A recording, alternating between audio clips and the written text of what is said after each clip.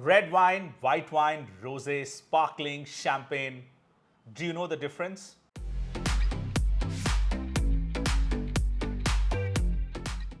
Hi everyone, Swati and Vinayak from the Dram Club. In this video, we are taking a slight detour from our regular programming. We are not going to talk about whiskey, rum or tequila. This video is going to be all about one of the oldest fermented beverages known to mankind, wine. But Vinayak, we have a problem here. Okay, We don't know wines. Okay. We are not the wine expert. okay. So who's going to talk about wines? But Swati, don't worry. I'm there.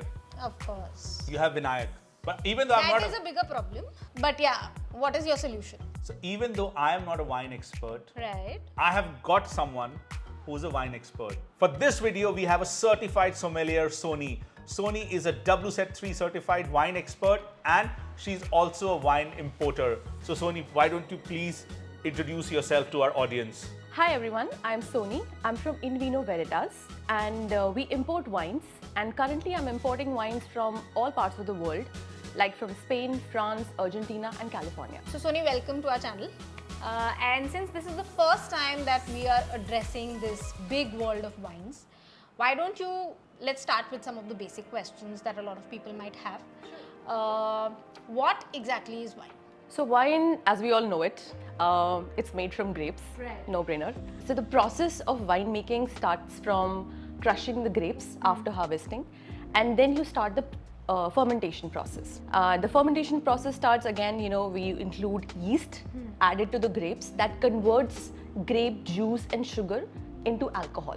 So now the kind of wine, the style of that wine that you want, that is completely dependent on the grape variety or the kind of influence, the climates that you are growing the wine in, and the storage and barrel aging of the wines. So I think there are 3 main or 4 main styles of wine, right? Yeah. You'll have a red, you'll have a white wine, you'll have a rosé, and then you also have sparkling. Correct. So what are the differences between these 4 styles of wine? So red wines, it comes from the black grapes, and the color of the wine, which is red, that actually comes from the skin of the grapes. And the skin of the grape not only adds the color, but it also adds tannin to the wine, which is why you get a lot of like tannins, medium to high tannins only in red wines. You don't get so much tannins in white or a rosé or sparkling. So for the benefit of our audience, what is tannin? Like how do you define it? So tannins is, you can't do anything, but it's a byproduct of red wine, right? But how you can identify the level of tannin? Tannin, in simple words, it's how dry your mouth, your palate feels when you're having the wine or after you've finished the sip of the wine. Okay. Right. How much dry your mouth feels. Like for example, when I was learning tannins, the simple way is to relate tannin when you have tea, the kind of when you have black tea, Right. the kind of after flavor that you get, the dryness that you get, or when you have unripe banana, so that you get the aftertaste, which is leaves a little bit of dryness on your palate. That's tannins. Okay. Okay, interesting. Sorry. So yeah, coming back to the white wine. So yeah, the red wine, like I said, it's made from the black grapes. White wine, it's made from green and golden grapes. You crush it, you ferment it, and that's all you get. So rosé is also made from the black grapes. Okay. But during the fermentation process or after the fermentation process, you only drain the juice of the grapes. You do not keep the skin contact while pressing the grapes. You do not press the grapes while getting the juice. Okay. You only just drain the juice, and that's how you get the light pink or the rosé color. So is it like the longer the contact with the skin, Yes. the rosé can be darker? Exactly. And what is the typical duration for which the skin is kept in contact? So for rosé, I think you just need to keep the skin in contact not more than 2 hours. So that's it. Yeah, that's it. And sparkling, like you said, so sparkling is a part of white wine. So there are styles of wine where you get red, Okay. white and rosé. Sparkling is a different kind of wine, but it comes under white only. Okay. So there is a sparkling rosé also that will come under white or sparkling that will Come under rosé. So sparkling is a so there's the 2 varieties. One you get still wine, and then you get sparkling wine. Okay. So that's a different style of wine making that we can talk about. Okay. Okay. And how is it different from the still wines? Like, So how sparkling is made, I'll tell you. That's a very interesting thing. When I was studying wines, it was very interesting for me. During the fermentation process, when the yeast is converting the grape juice and sugar into alcohol, it secretes CO2. right. So when making still wines, you release the CO2. Okay. But when you trap the CO2, either if you're fermenting the wine in the bottle or if you're fermenting the wine in the tank, you trap the CO2. And that is where you get the refreshing, bubbly, sparkling wine. But in your course, you were only studying or you were trying also? I was trying also. I'll tell you, So how do you remember what you tried? so my WSET level 3, in one day, in our tasting session, I tried almost 35 to 40 wines in a day. And you went back home? I went back home. I was high. No, but we were for the first time after getting into the wine business, I've started using spittoons. I mean, it's a heartbreaking thing. You're trying the wines and then you have to spit it out, which is not a pleasant thing to do if the wine is You can always call us. I will not spit the wine. I will drink and I'll tell you. yeah. So, Soni, since you managed to taste 35 wines in a day and still get back home safe and sound, tell us a little bit about the do's and don'ts of wine tasting. Okay, so I think for our audience, for our viewers, I would approach it very simply. I mean, you can do a complete different session about systematic approach to tasting, right? Where you are very careful about what are you how you're tasting a wine, which glass are you using, right? All of that. But the main idea is to enjoy and experience the wine that you're tasting, and for that, I would say you need to first obviously take a glass. Check for the color and the clarity of the wine, just out of curiosity also, and then check for any impurities Okay. while looking at it. Okay. After that, you want to swirl it and make sure you swirl it, because then the locked aromas of the wine it releases, and you are able to actually sniff all kinds of notes that are there in the wine. And notes are it could in white wine you could get citrus notes, tropical notes, stone fruit notes, all kind of. In red wines you can get red fruit, black fruit, or the aged spices, herbaceous notes, all of that. So you need to experience all of that. And then after you've sniffed, you want to taste the wine. So again swirl it and then take a mouthful of sip, and then try to see what kind of notes that you're getting. Is it similar to what you were smelling, or is it completely different that you're getting? Because you can get completely different notes while you're nosing the wine and then when you're tasting the wine. But at the end of the day, and it gets better with time. Like in the beginning, I'll tell you, when I was completely new into the wine tasting world, and I had some sommeliers, sitting next to me, and they were talking about, okay, you can talk about red fruits, black fruits, you can talk about some spices. But then they went on further to talk about wet wool. They were smelling wet leaves, they were smelling minerals or limestone. And I was like, where in the world they are getting all of this in the wine? But trust me, it gets better. The more you taste, the more you nose the wine, you get much familiar with the variety of wines that you taste. So it's similar to whiskey. Yeah. The whole tasting process is like Exactly. you look at the color, Exactly. you nose, Yeah. you taste, and the more you drink, more you try, better you get at it. And if you're a wine lover, if you're a whiskey lover, you would like to indulge into and you would like to know what is your kind of wine, what is your kind of whiskey. So savor it. Savor it, yes. Don't gulp it down. Don't gulp it down. That's how you walk back home after having 35 wines in a day. Also, another, I don't know whether it's snobbery or whatever, is associated with wine and food pairings. Obviously a lot of people talk about rules and what to pair with the reds, what to pair with the whites, sparkling go with this, etc. Everything, which is a very European take on it, because obviously wine started there. But what is your take on wine and food pairings? What works, what doesn't work? Okay, so I agree there are certain rules when it comes to certain kind of wines with certain kind of food pairing, and that's only because some wines, they have the kind of acidity level they have, the kind of structures and tannins, the kind of fruit forward wines they have, or some wines they are much stronger and full body wines. So what kind of food will complement and make your experience better So there are certain rules for sure, but then it always comes back to what your personal preferences are.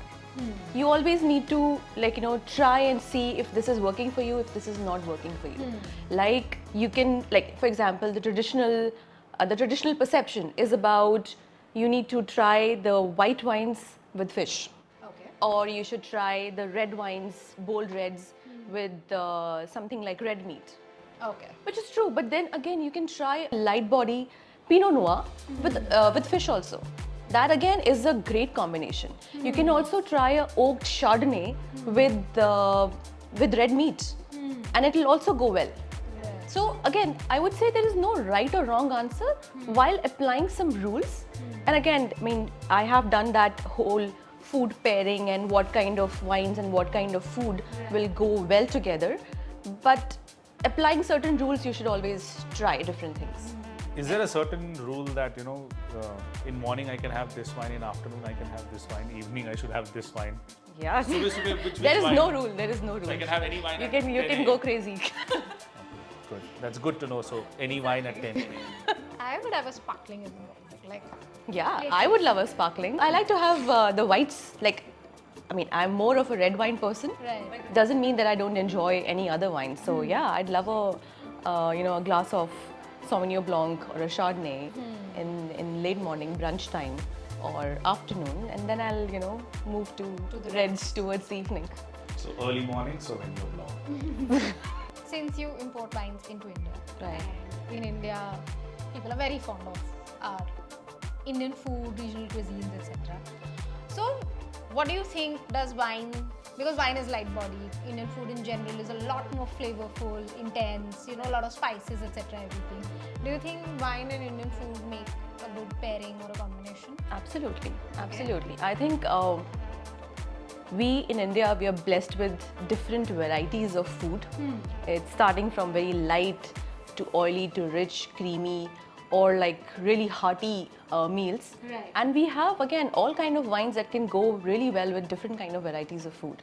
So I think we should definitely try Indian food with different kinds of wines. Shall we try now? Sure, yes, let's do it. The best way to do this or answer this is to try it. So you have some wines for us, We have, and you have some food for us. exactly. Perfect. Indian food. Indian food, yes.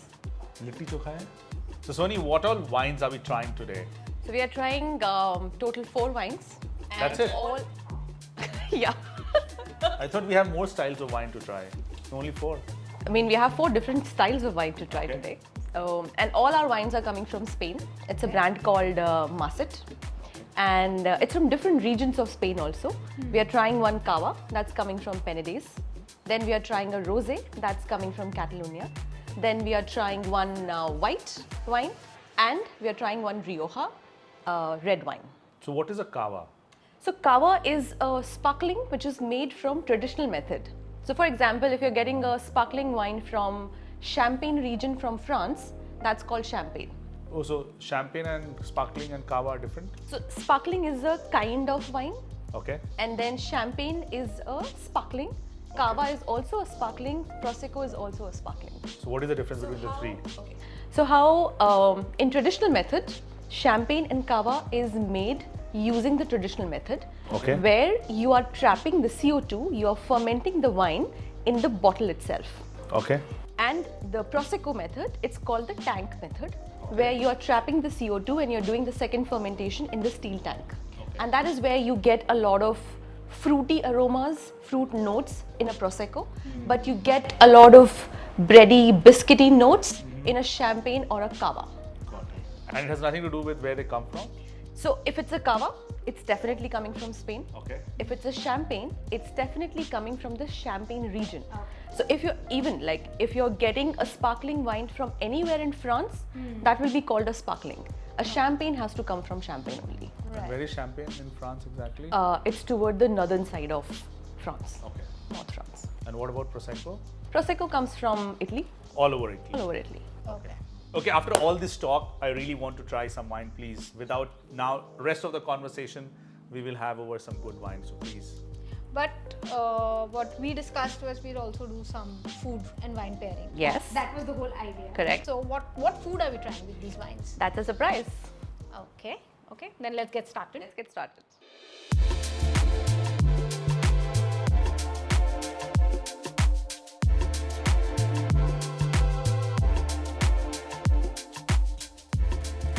Cheers everyone. Cheers.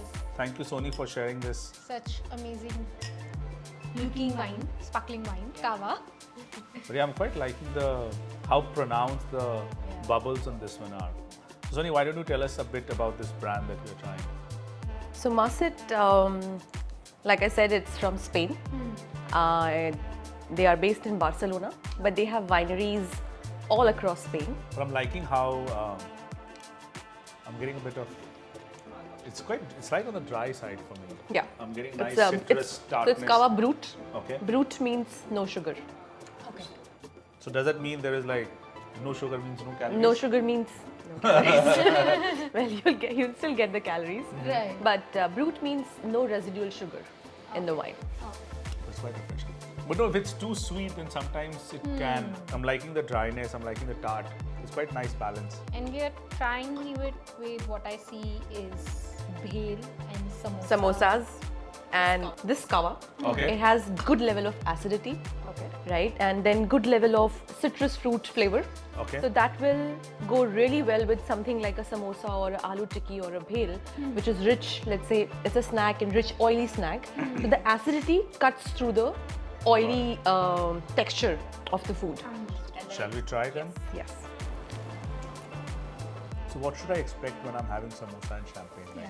If you feel the oil of the snack Okay. and the acidity of the wine, is it complementing each other? Do you feel a balance?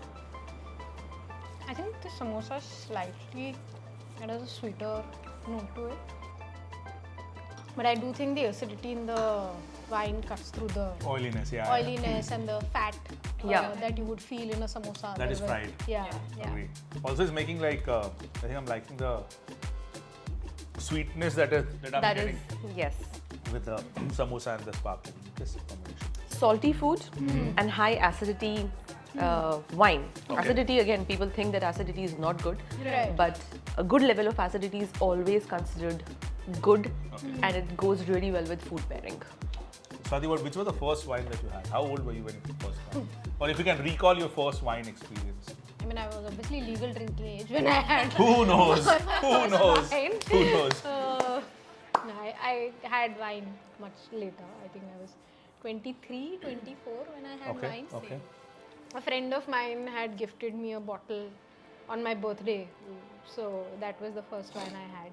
And obviously I had no idea about what wines are and all of that. So I just opened that bottle, had maybe a drink and didn't like it at all. I know it was a Sula wine. That I remember. So I didn't like it at all because wine is also an acquired taste. You don't like it in the I didn't like beer also the first time I had it, but now I like it. So, and I kept that bottle for in my house after one drink. Oh, the open bottle? Open bottle. And I didn't know if it goes bad, it doesn't go bad. I had absolutely no information. Then another friend came, I think 3-4 months later or something. And she said, do you have anything to drink? I said, I have a wine bottle that I had opened 4-5 months ago and all. He's like, stupid. You're not supposed to keep a wine bottle for more than 2-3 days. And that was not even kept it refrigerated. It was just out. It would have been turned into vinegar and further worse, throw it away. Oh, wow. That's when Wow. I first realized that, okay, wine has to be refrigerated and it has to be consumed immediately. Do you want to try the next one? Sure. Should we try it with bhel? Okay, interesting. Wine and bhel. Yes. Aren't you degrading wine? But that's Are all you we like- have in India. We should try it with all kind of snacks, Okay. right? Cool. Appetizers. Some people in France will turn into their graves. Or in Spain? Let's try. And any reason for selecting bhel other than the fact that it's widely available in India? That's a very important fact. But yeah, it's very popular appetizer, and again, it's very rich, flavorful, Right. which we can try with Cava.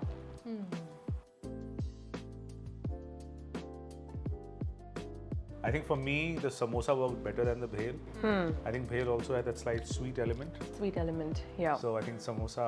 Got that meaty Yeah. chutney, right? Yeah. No, for me also, samosa is better.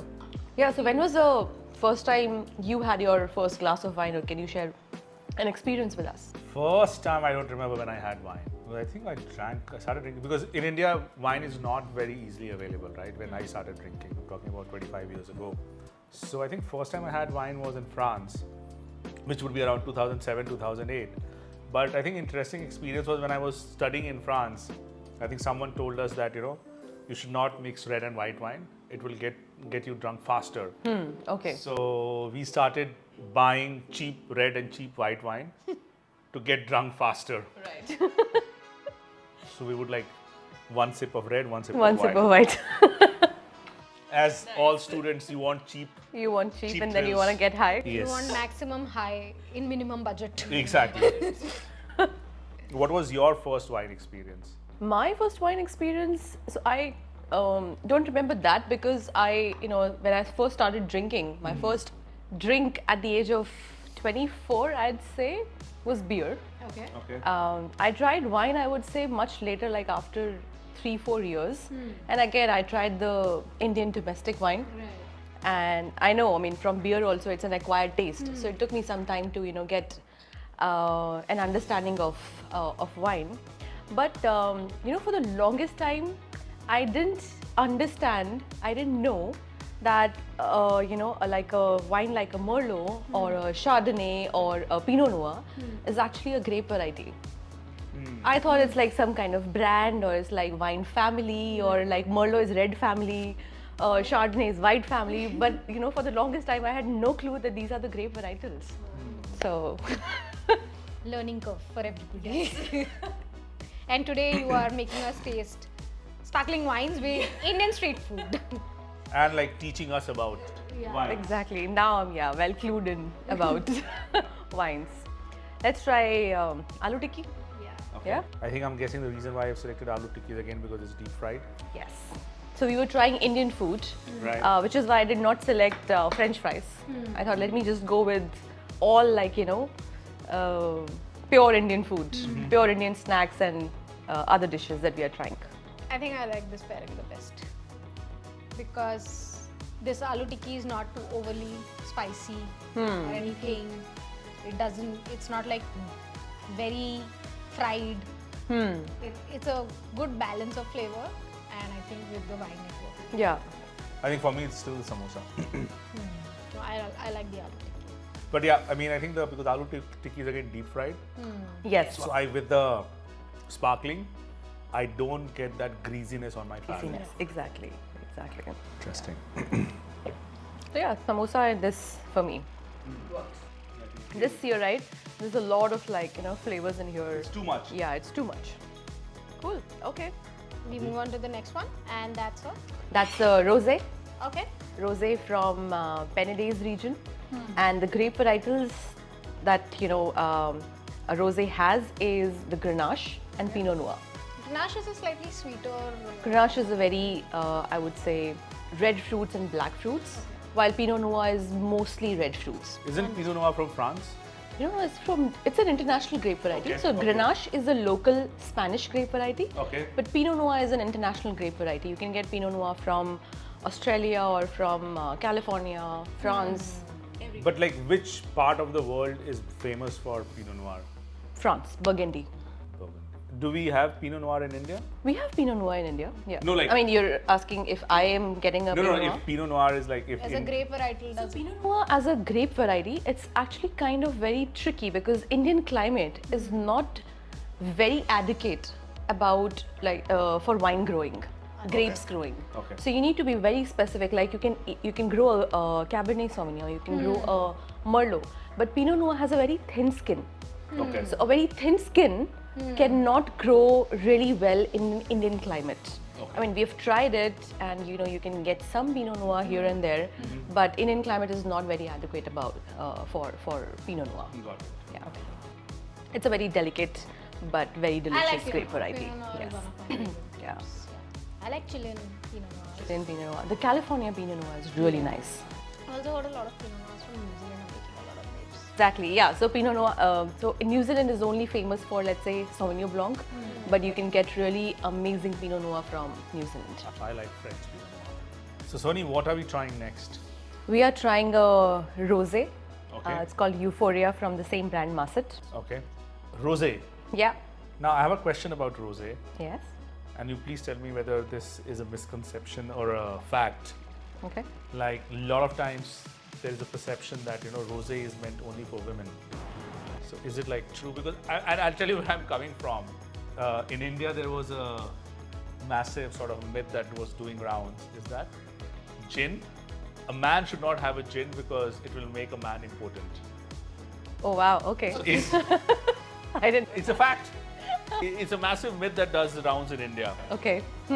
So is there any such myth with rosé? Purely a misconception, I would say. Okay. And I think it also revolves around the drink wine also. Okay. Like earlier, people were, had this impression that wine is for ladies and whiskey is for men. Okay. Yeah. But now I think it's changing. Now the men are also trying different kinds of. So I won't become impotent. No, not at all. Not at all. Soni, is there a right way of opening and because wine, there are a lot of etiquettes which are kind of associated with wine. Right? Correct. Yeah. Tasting it, glassware, etc. everything. Right. So is there a right way of opening the bottle? How do you pour it in the glass? Because I know sommeliers across the world get judged for all of that as well. Yeah. I mean, in sommelier's world, I would say yes, you have to be really perfect about and elegant about opening a bottle of wine. There's a certain way to open Right. a bottle of sparkling wine. There's a certain way of opening a bottle of still wine with a Right. cork. Right. There's not so much about screw cap, but there's a way to open a still bottle, and there's a way to open a sparkling, because again, sparkling bottle, it has, like I said, it has trapped CO2, so that has a lot of pressure. So you want to open it right so that you don't pop someone's head out and all that. So yeah, there's a proper way of opening a bottle, Right. which again we can do it in one session where we can tell the viewers how to open a bottle nicely. Right. But I think there is a misconception. Yes. If you open a bottle of champagne the wrong way, it doesn't hurt your head, because my head, as you can see, has no protection. I've been hit by a cork. My head is fine. I'm in front of you all. You're not hit by a bottle yet. Huh? But Maybe we can try that. No, Like, don't. There's one more thing about the champagne or the sparkling wine. People like to shake it and then have a Yeah, really yeah. loud sound. Yeah. But in the sommelier's world, you have to open the sparkling wine in a way that there's only very little sound, very subtle sound of pop comes up.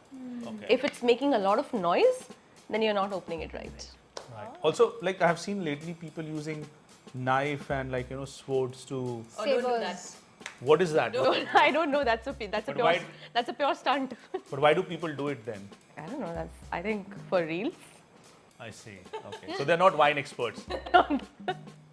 That's a very controversial statement. Wine expert People will who know. use knife and swords to open don't have that wine, right?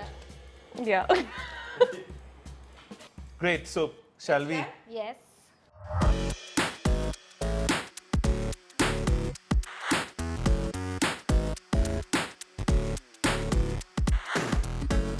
Also, so Soni, how do we what do we expect in this wine? First, we look at the color.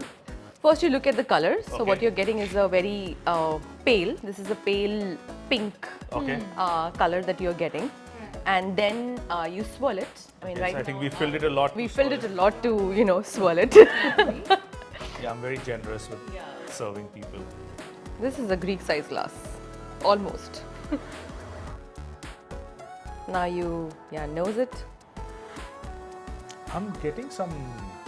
Am I supposed to get some minerality in this one? Yes, yes. Because I'm getting a limestone sort of a. Also getting some tartiness. I'm expecting it to. Orange peel that you can get. I'm getting some berry, but not a very ripe berry. Yeah, that's from. But I'm, from whatever I'm getting on the nose, I expect the wine to be slightly on the drier side. Correct me if I'm wrong. It is dry. It is a dry. So let's have a sip. And okay, now what do we expect on the legs? Because I can see the legs here. So what is the story around legs of the wine? Wine legs is purely about the body of the wine and the Okay. alcohol content of the wine. So right now, I would say the legs are not very prominent here, Okay. because when you try high alcohol like a 14% alcohol or 14.5 or 13.5 even, Okay. then you can clearly see the legs. Right now, it's okay. It's not that. So what is the typical ABV for a wine? Like what is the range? So the range is from 11.5 all Okay. the way goes up to, I would say, 16. But then in the case of port wine Okay. and sherry wines, it goes up to 22. Because of 45 wines. Yes. Because they are fortified wines. Let's have a sip of this one. Yes. Berry. I think a bit of earthiness as well. Some dry notes. Fruits. Yeah. So, Soni, you keep saying it's dry. And I also just said it's dry. I think for the viewers, if you want to just explain what does dry mean in the wine world? In the wine world, yeah. It was a study for me also. Okay. Because when I got to know about wine, people used to talk about, do you like dry wine? And then I'm just telling them, okay, oh yeah, okay, I like dry wine, but in my head I'm also thinking, is there a concept called wet wine also? So yeah, please. Right. Okay, so the concept of dry wine, it also was a study for me, because for the longest time, when somebody was asking me, do you like dry wine? Right. And while I'll tell them, because I don't want to come across like I don't know anything, I was like, yeah, I like dry wine. But in my head, I'm like, is there a concept called wet wine? Okay. And but yeah, I mean, I couldn't find anything like wet wines. So dry wine basically means that all the sugar of the grape has been converted into alcohol. So there is no or either very limited residual sugar in the wine. Okay. So there's dry wine, then you have off dry, when you have a very minimal level of residual sugar, like if you try a Pinot Grigio, you will find it, mostly you'll find it off dry. Then you have medium, which is good level of sweetness. Right. And then you have the sweet wine, like dessert wines. You have sauternes, or you have a port wine, sherry wines, they're all sweet wines. Also, is there like any statistical data that has like the top wine producing countries of the world? Is there like Italy, Italy is the largest producer, Yeah. not France? yeah, Italy, Okay, interesting. France. Okay.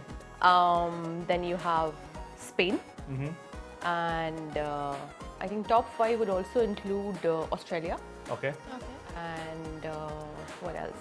US?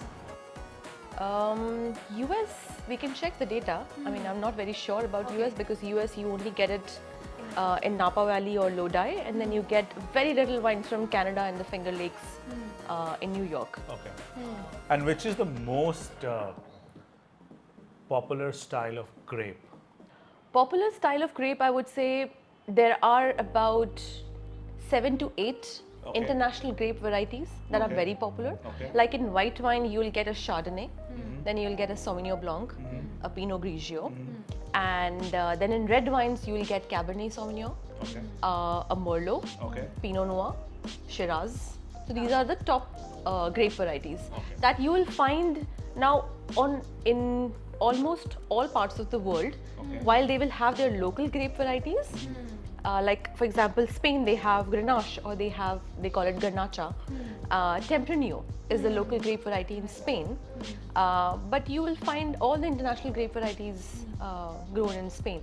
So Soni, what are we pairing this rosé with, and why have we selected the pairing? Can you? So I've tried to, because when we in any Indian meal, we try with something like in evening snack we have the thing that we tried, Aloo Tikki or samosas, right? We can always pair it with a Cava. Rosé also is a very, I would say it's a tricky drink. People do not know so much about what to pair rosé with. Right. So I wanted to actually try some of the snacks, appetizers like a samosa or a aloo tikki. But since we also in appetizers we try paneer tikka or the grilled chicken, something like that, I'd like us to try the paneer tikka also with the rosé and see how we feel about it. Shall we start with paneer tikka? Then? Yes, let's do it. So if someone is a vegan, what should be the substitute for paneer tikka? Tofu tikka. Tofu tikka. Tofu tikka. Do you agree with tofu tikka? Does it agree with the wine etiquettes? Yeah, try it. Again, wine, I would say the food pairing, it's very personal, a decision, personal preference. How you like your wine or how you like for some people, a Shiraz or a dark chocolate would go really well. But for some people, it will not do the trick. Paneer tikka is good. I actually like this pairing. Is it? Yeah, that's not too overtly spicy. Very well balanced. But there's that creaminess of the paneer. Yeah. And the wine is slightly sweet. So I think it just overall kinds of balances. Balance. It looks red, so I thought it's going to be very spicy, but it is not. Somehow I'm not very convinced about this pairing. It's decent. It's nice. For me, it's a mix because what's happening is the tikka is spicy Okay. and paneer then is slightly the dairy sweetness. So it's a mixed bag for me. I mean, I'm I could okay. be, again, this is No, all I'm very okay. personal. I'm okay. I'm not too thrilled with this, but it's doing the trick for me. Like I can have it. Yeah. Okay. Like if this is the wine, this could be my snack along with it. So your evening snack would be instead of chai. Could be, yeah, paneer tikka and rosé. I could make it my dinner menu. Oh, yeah. Paneer, carbs, and more carbs. Rosé carbs. I have enough protein through the day any which ways. What This is next? good protein. That's a discussion for later. That's a debatable Yes, discussion, yes, yes. exactly. Let's try it with samosa. Yes. Yes. Since samosa has been Vinayak's favorite. Yeah. Because I'm from Bihar and jab tak rahega samosa mein aloo, lalu is out, but aloo is still here. You had to make that joke since we'll edit it out in the edit. No. Since I'm from Bihar and Bihar had this saying, जब तक रहेगा समोसे में आलू तब तक रहेगा Lalu, but lalu is I out. don't think Bihar had the saying. Lalu had the saying. It was popular in Bihar. So lalu is out, but samosa is still with aloo. So aloo and samosa outlived lalu in Bihar. Yeah. Move. I think if he makes this joke again, we should just I like this samosa, that's why I'm trying this pairing. But the thing with people in Bombay is they really don't know how to make samosa. You don't put kaju kishmish in samosa. This one doesn't have kishmish, but it has kaju. This is a good samosa, actually. This is working. This is working for me too. I think instead of chai samosa now, people should move to chai and wine. Samosa and wine. Samosa and wine. Rosé and samosa. No, but samosa worked with the Sparkling sparkling as well. Hence I Cava said as well, yeah. samosa and wine. Yeah. Let's hope we can have a red wine that works with samosa. Then we can change the Indian chai samosa culture. Yeah. उसको मेरे बकचोदी के ऊपर बहुत हंसी आ रहा है. We are making very ambitious plans here. We're going to change the chai to wine. Do instead of samosa and chai, samosa and wine. So if you are a wine brand and want to change the culture in India, please come to us. Yeah, I don't think this one works for me. Really. Let's try aloo tikki.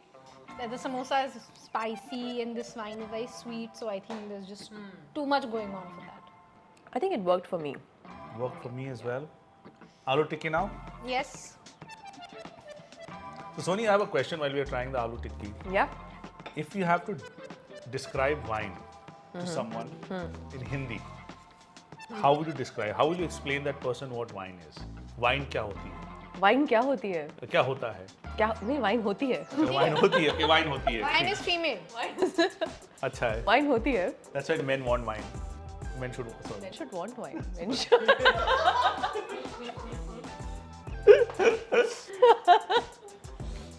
Whiskey भी तो होती है.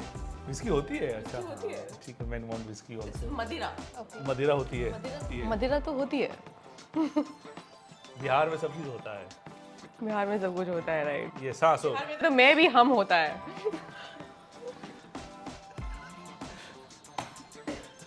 हाँ, sorry ना.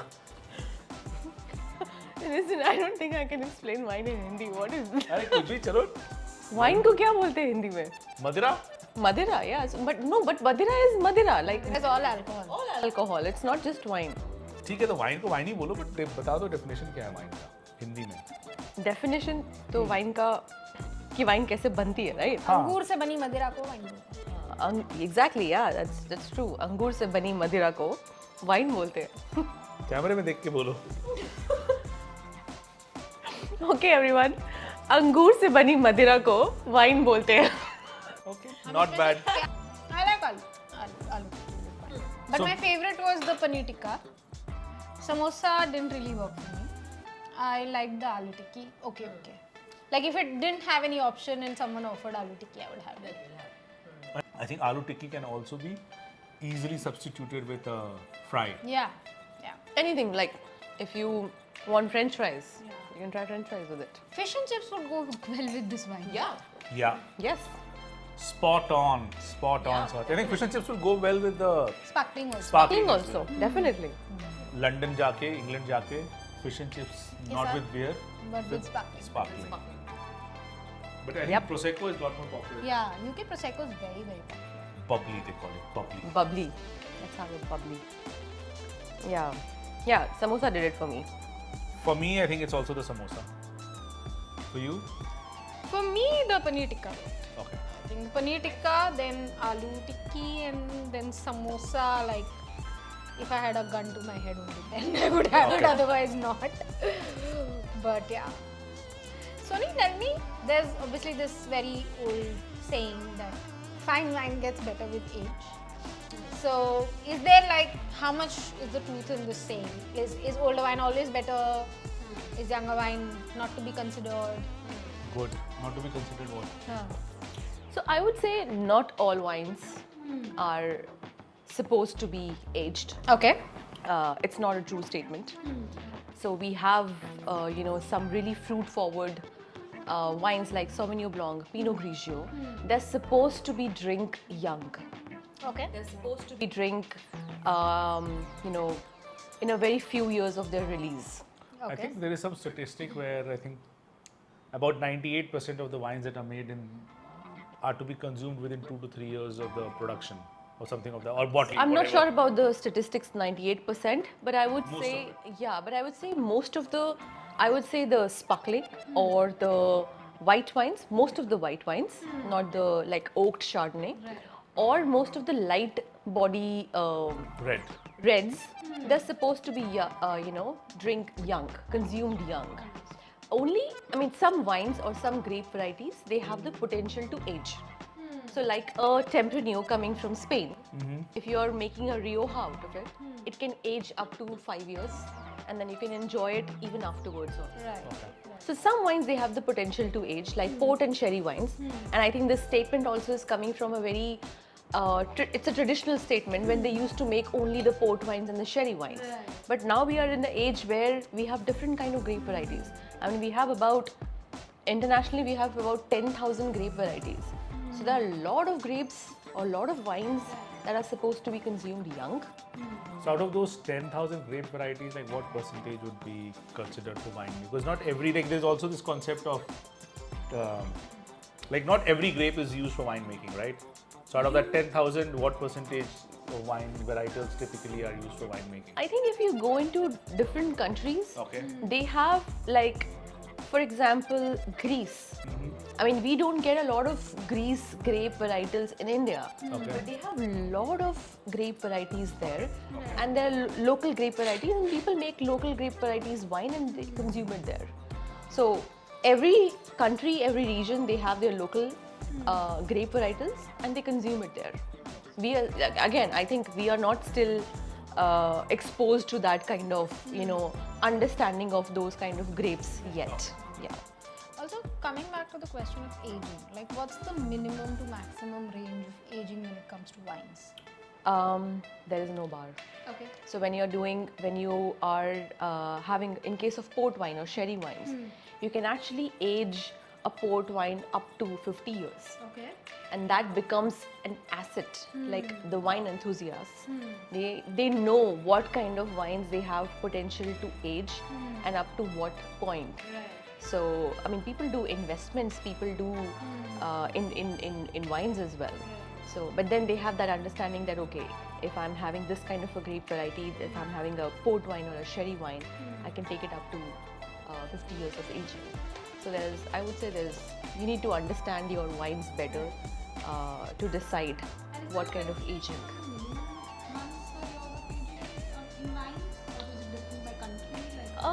So while I was doing my WSET level 3, there's a wine, the Beaujolais, Beaujolais Viage that comes from France. They have this one appellation grape technique of winemaking that's called Beaujolais Nouveau. That is supposed to be, once it's harvested, within the same year, once they make it, within the same year you need to consume it. So that's, again, France comes with a lot of appellation, a lot of regulations. I mean, it's one of the initial countries to create that kind of appellation and rules and regulations. But I think within the same year, there are some grape varieties that, the moment it's out of the, winery, you can drink it. So, but there is no such minimum regulation as such. So, Soni, what's the next wine that we're trying? The next wine we are trying is a white. Okay.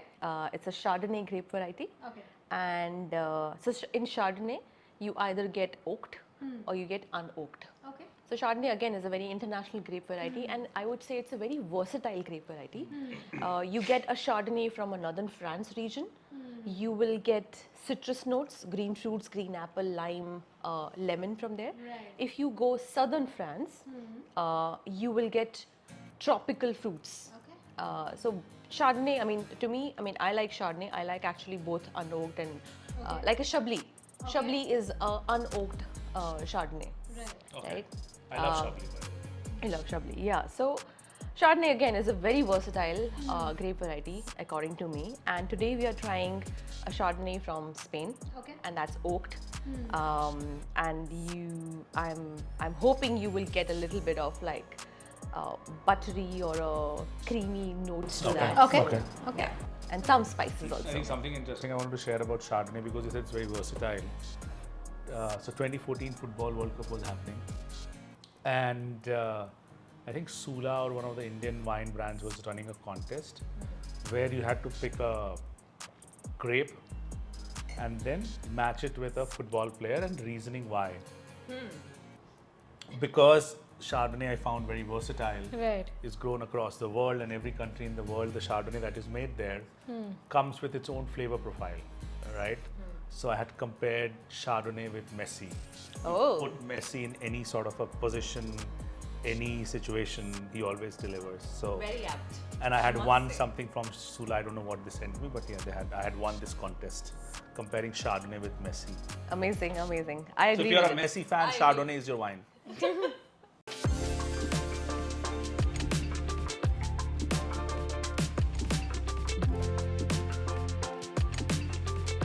So Soni, why don't you tell us a bit more about this particular style of wine and this brand, or where it comes from? So this is again MASET coming from Spain, and this is from the Pairings region, and this is 100% Chardonnay, which is also oaked, but not so much. They have done a very subtle aging. Okay. So you will get, and also you will also get some MLF notes. Now MLF is malolactic fermentation, where you convert the malic acid to lactic acid, and in simple words, it gives you a very creamy and buttery finish. So when you nose the wine or when you taste the wine, you will likely get some creamy and buttery notes as well. And sorry, when you say it has been oaked, means it has been matured in. It's been matured in barrel, but not for so much, like not for a longer period of time, but like passing through. Understood. Well, Soni, I have a question. Yes. While we're tasting this wine, like let's say I like my wines, but I don't know enough about wines, and I'm at a wine store and I want to buy wines for myself. So like, what are the basic parameters or guidelines I should have in mind when I'm buying a bottle of wine? Okay, so I think if you like wines but you don't know, you're not sure, you should definitely ask the wine store people. I mean, if you're buying a wine online or if you're at the store, definitely ask for what kind of varieties they have, Okay. and tell them what you like. Got it. Or what is the occasion. Like, sometimes we are going for a celebration, we're gifting the wine. But if we are buying the wines for ourselves, you might want to tell them that, okay, I like dry wine or off dry wine or medium sweet wine, or I am into light body, easygoing wine, or if I like my wines really full body or medium body, mature. So based on the kind of things that you tell them, they are the right people to tell you what kind of wines that you can look at and eventually buy. At the end, it's your decision, but the wine store, or if you're at a restaurant also, ask the wine sommeliers. And now most of the restaurants, they have wine experts and wine sommeliers there to suggest you the right kind of wine. So my suggestion is, I always ask for recommendation. Even if I know the wines, I'll still ask, because they can give you different options to choose from. But I think that's a challenge that I face in India personally. Or maybe you can correct me if I'm wrong. But do you think an average salesperson at a retail store that sells alcohol is qualified enough to take you through different styles of wine and advise in terms of? Understood. Yeah, you're right about that. Maybe not all the store people, they are well clued in, but that's the thing that again, we as an importer, we are also trying to make that effort that we not only take sessions and do the wine tasting and education sessions with the hotels, restaurants, but we also do it with the stores. We also do it with retail stores. So I agree with you, not all store people, they are well clued in, but basic understanding, I think they all of them, they have, that if somebody is asking for a dry wine or a medium sweet wine or a very sweet wine, they'll suggest you accordingly. But the good idea is always to ask for suggestions. And there's another term that you used quite frequently, light body, medium body, full body. Yeah. What does that really mean for a consumer? Let's say whether this is light body, medium body, full body. Like, how do I know? Right. So, very good question. So, light body wines are very easygoing wines, fruity wines, like, right? If they are not aged, for example, if they are not intense or full body, like you're getting a lot of tannins, you're getting a lot of structure, you're getting a lot of spicy oaky notes in the wine, that makes a wine very intense and full body. But if you're getting like a Pinot Noir, or if you're drinking something like a Sauvignon Blanc or a Pinot Grigio, that's a very light fruit forward, low alcohol also.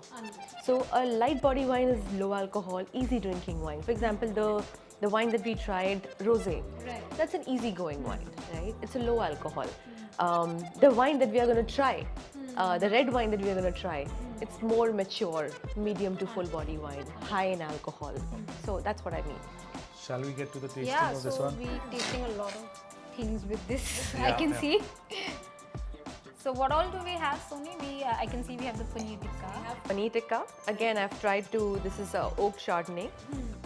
So I thought let us have a crack at Paneer Tikka. Okay.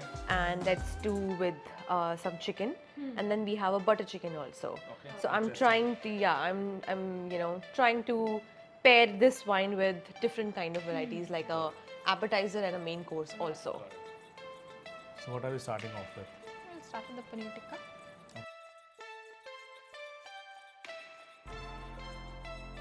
Not sure. I don't understand this Yeah, one. I I'm not don't able know. to Like, get- it's throwing me off. Like, I neither enjoy the tikka nor the wine as a pairing together. Like, the tikka on its own is good because obviously we tried it Yeah. before. Yeah. The wine on its own is good, but I think together they are not working for me. Perhaps let's try the chicken. Yeah, let's try the chicken.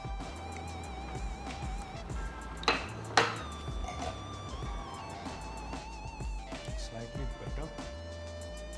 But also, tell us something about this wine, because I'm definitely finding it very... See, typically the Chardonnay that I've had, I've found them a bit more dry than this one. Yeah, This this is not was very dry. Sweet. No, this is have a sip on its own, like without the food. No, it's not very sweet. Yeah. But it's slightly on the sweeter side compared to Chardonnay. Creamy and the buttery notes that you're getting here Got it. because of the malolactic fermentation. I think that's the sweetness that you're getting. Otherwise, it's a dry wine. I think this works a bit for me. Bombay version of butter chicken. with this oak Chardonnay. Butter chicken is horrible. I think it works because this also has like a creamy, buttery texture, and this also is creamy and all. But yeah, the butter chicken is It's disgusting. average. In general, I think butter chicken is overrated. But Kahan ka butter chicken hai? You can actually also have it the different kind of creamy pastas. It's gonna go really well. किसी भी चीज में इतना butter डाल दोगे वो अच्छा ही test करेगा क्योंकि इसमें बटर का ही फिर भी अच्छा नहीं टेस्ट कर रहा है. Last time I had this wine with the pasta, and it was really good. Yeah, I think it would go well with like a creamy pasta. Penne al vodka or something like that. Penne what? Al vodka. What is different? Vodka, matlab you add vodka into the tomato sauce. Oh, interesting. Makes it creamier. Okay. That's a good pasta. I like that. Soni, if someone is dining at a restaurant or you're at a bar and you want to have a glass of wine, so what are the mistakes that you can avoid when ordering wine at a bar or a restaurant? Okay, so I think the quite popular mistake, if you want to say that, people make is that they think that okay, I'd like to order something the most expensive wine if I want to have the good wine or a fine quality wine. But that's not the case because you can actually get a very delicious and good wine even when they are priced reasonably. So it doesn't depend on the price of the wine, right? It all depends what kind of wine that you like or you would like to have or what kind of mood you are into. So again, either you know the kind of wines that you want, or if you want to again, ask for recommendations at the bar or at the restaurant.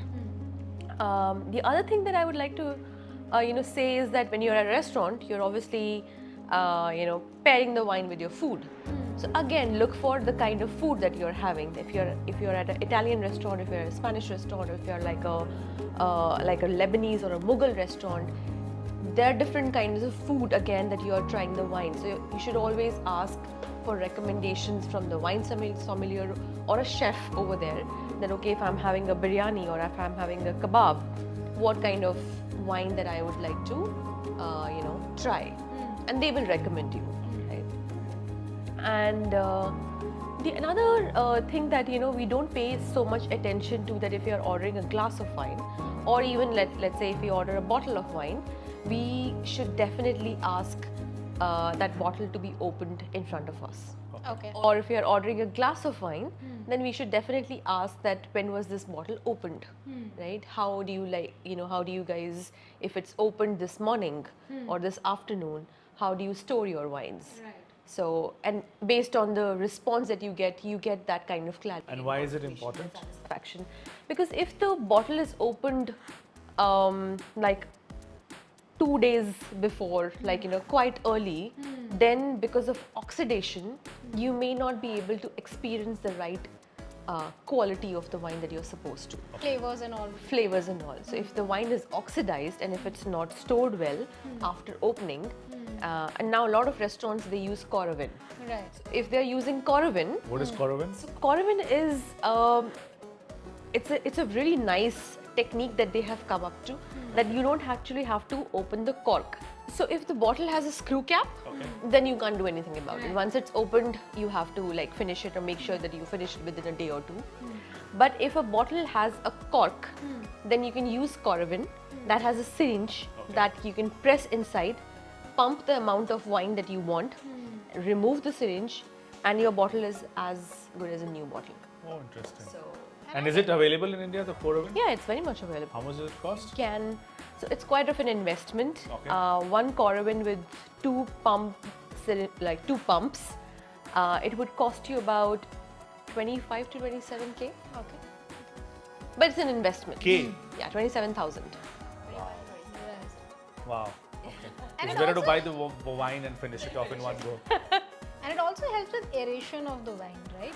When you pour it into the glass, that's another thing that I've heard. So some wines that are quite mature, full body and aged, for that, yes, you need the wine to you need to open that in advance, let it Breathe.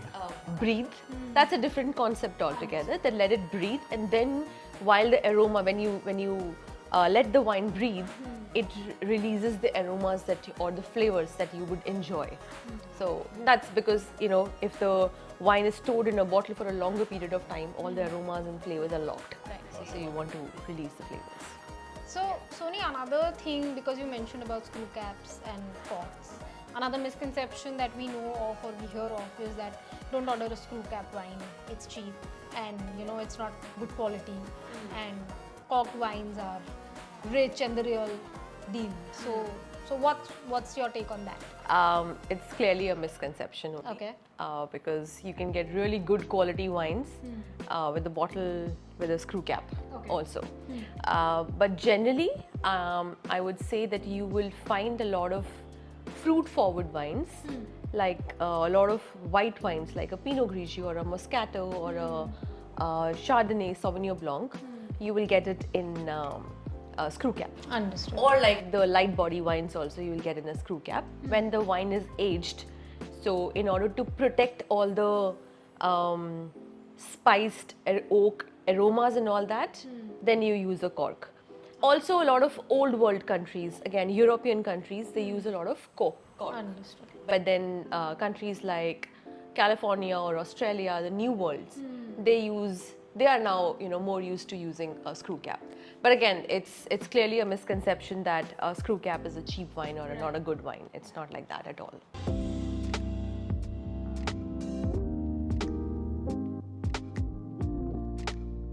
So finally, we are onto the red wine, the last wine of the tasting. So is this typically the order to be followed?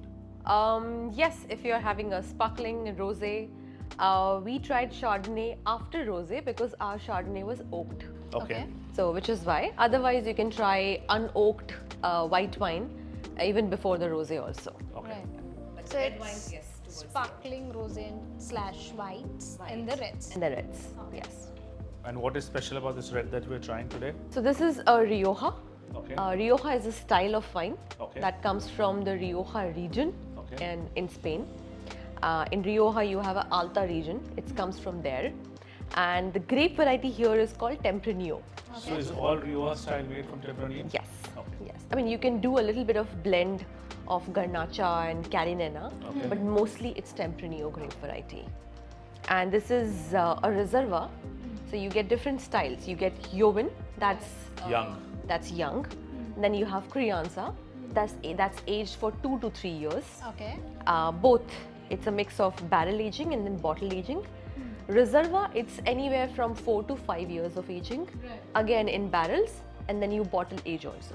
So when you age the wine in bottle, you get tertiary notes like figs, dried fruits, or chocolate. Okay. These are the tertiary notes.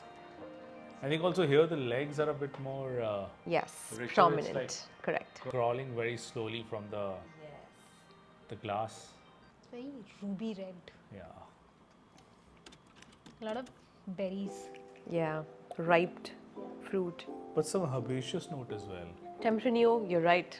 Tempranillo as a grape variety, it has a herbaceous note. Like a Cabernet Sauvignon, you'll get herbaceous notes. Even Tempranillo also has the same. I'm getting a bit of eucalyptus, some greens. This would fall in a full-bodied wine. This is a full body. And what is the age? Like you said, 4 to 5 years. 4 to 5 years. 4 to 5 years. Okay. And what are we pairing this with? We're pairing this with biryani and some kebabs. So shall we start with the biryani or the kebab first? We can try with kebab and then go to biryani. This is still okay. This makes the wine a bit sweeter. I think the spiciness and the kebab, the mild spiciness, matches the herbaceous notes and the slight dryness. Also, I think kebab is a bit rich. Yeah. The wine is making it a bit more. It's less richer. Palatable. Like you don't feel the ghee and all of that so much. I like this combination. I think Kebab and biryani. Yeah. Kebab and Rioja. kebab and Rioja. Rioja. works. Next, biryani. Yeah, I think we should move to biryani. One of the most popular dishes across India. Yeah, most ordered on Swiggies and Zomatos. This should work as well, even though I haven't tried it. But going by just the flavor that you're getting on the biryani, it should. Best combination of the day. Yeah, I have to agree. I think for me, kebabs is better than biryani. But yeah, these two definitely stand out in all the pairings that we've done through the day. And we've done a lot of pairings through the day. So yes, the comparative set is very big. Just make sure to order a biryani from a very good place. That's it. A good wine and a good biryani. Yes. Don't compromise on the quality of either. You know what I think? Yeah. If this were a mutton biryani, Oh. it would be even better. Yes. When I saw chicken kebabs, I was like, there should be mutton kebabs. Maybe, yeah. But like, I genuinely think like yeah, you're mutton right. galati Mutton and kebab mutton also. biryani. Yeah. And hence red wine and red meat works better. So there is some logic behind the those guidelines that people have. But I think Soni, thank you. Fabulous wines, great food. Exceptional surprise. Great food. Great food, some good pairings, some good food, some good wine in isolation also. But all in all, I think a really fun experimental session that we had, and also we got to learn so much about wines. Exactly. Hope you guys learned something new about wines today. And if you have any suggestion, comments about your favorite wine and food pairing, or wine and Indian food pairing, let us know in the comments. Cheers.